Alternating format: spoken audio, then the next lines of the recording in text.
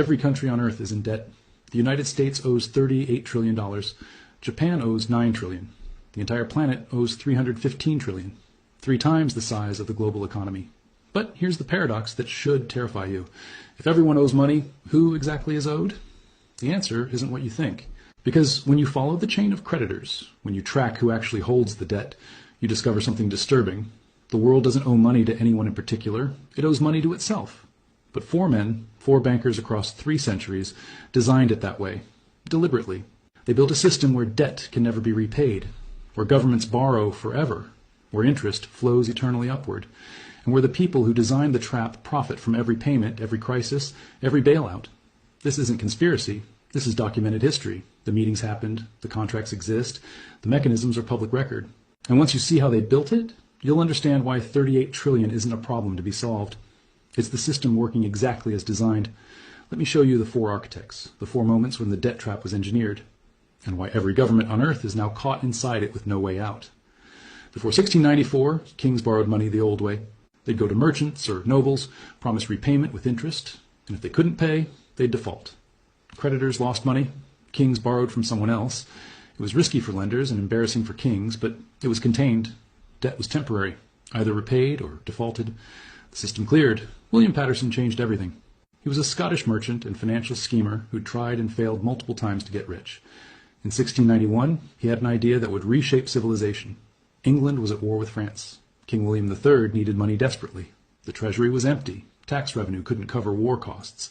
And traditional lenders were refusing new loans because England had defaulted before. Paterson approached the king with a proposal. He would organize a group of wealthy merchants to lend the government £1.2 million. That's about $300 million in today's money. A massive sum. But here's the innovation. The loan would never be repaid. Instead, the government would pay interest forever, 8% annually. And to manage this arrangement, Paterson proposed creating a new institution, the Bank of England. The mechanics were revolutionary. The merchant lenders would give their gold to the Bank of England. The bank would lend it to the government. The government would pay interest annually from tax revenue. And the bank would pay that interest to the merchant lenders. But here's the critical detail. The government wouldn't repay the principal, ever. The loan was permanent. Why would merchants accept this? Because the interest payment was guaranteed by Parliament. It was backed by the government's taxing power. As long as England could tax its citizens, the interest would flow. And the banknotes the lenders received in exchange for their gold could be traded. They were as good as money, better than money, because they paid interest. Parliament approved Paterson's scheme in 1694. The Bank of England was chartered.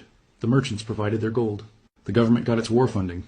And for the first time in history, national debt became permanent. Not a problem to solve, a feature of the system. And here's what nobody explains about why this was brilliant for the bankers. The government paid 8% interest annually on £1.2 million. That's £96,000 per year, forever. The merchants had essentially bought an annuity from the government. As long as England existed, as long as it could tax, the money flowed. And if they wanted their gold back, they could sell the banknotes to someone else. The debt was transferable but never repayable. But Paterson's real genius was what came next. The Bank of England was given the right to issue banknotes backed by the government's debt. They could print paper money up to the value of the loan. This created money out of debt. The government's IOU became currency. And the more the government borrowed, the more money could be created. This is the template.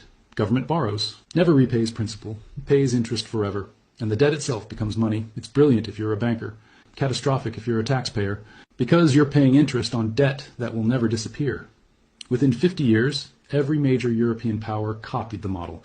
France created the Banque Générale.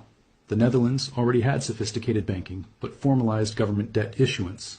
And by 1790, the newly independent United States adopted the same system. Alexander Hamilton, who we talked about before, explicitly modeled America's financial system on the Bank of England: permanent debt, interest paid from taxes, bonds traded as currency. Paterson died in 1719, not particularly wealthy, despite creating the Bank of England. But the system he built persists 331 years later. The Bank of England still exists. British government debt has never been paid off. It's been refinanced, rolled over, and expanded, but never eliminated. The debt trap was set in 1694, and every government since has walked into it willingly.